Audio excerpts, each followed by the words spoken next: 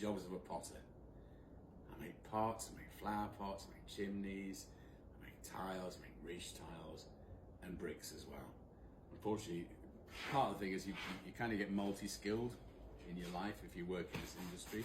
So what I'm making today is a brick, which is quite an unusual brick, and it's from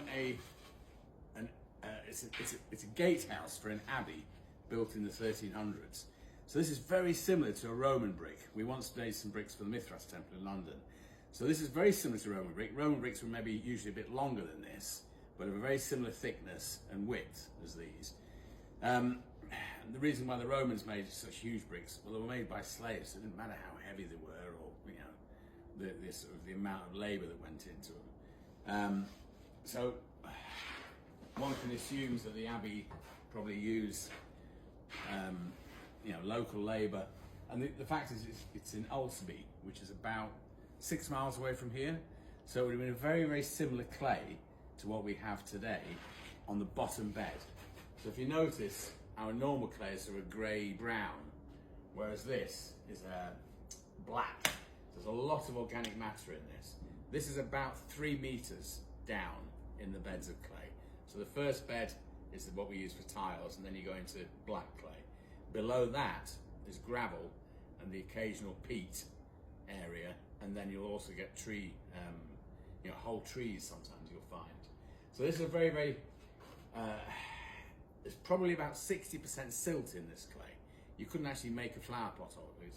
It would be hard to make a tile, but it's excellent for bricks because it doesn't really have much, doesn't hold its shape, as it were. So you get your clot,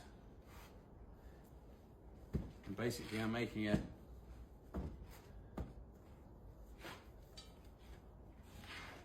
you throw it into a mould.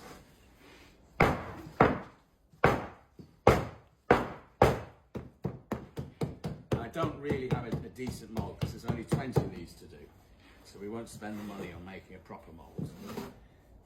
And one of the reasons why we're doing them by hand and with this clay is they want to be as rough as possible, so they fit in with the bricks that are already on site.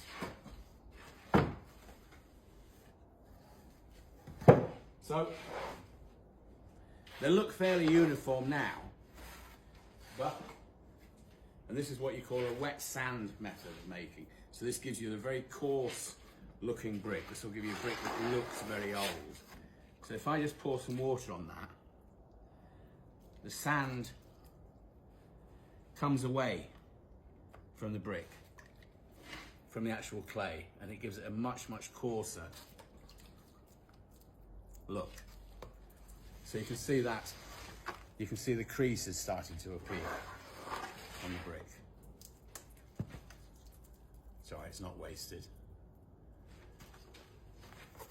So thankfully I don't have many of these to do. I think there's only about 20 or so for this job. So you get your mould, which has got to be damp. You put your sand in.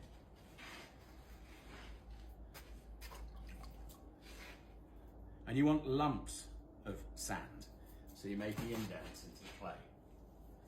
Cut your clot.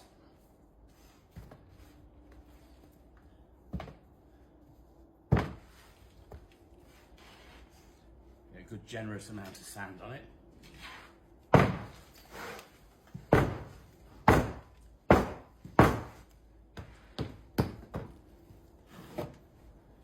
And you strike off your excess.